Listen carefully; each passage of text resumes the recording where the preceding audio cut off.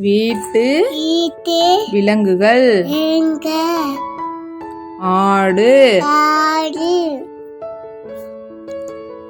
எருமை மாடு நாய் காளை மாடு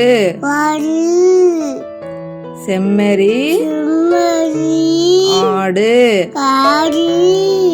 பசு மாடு குதிரை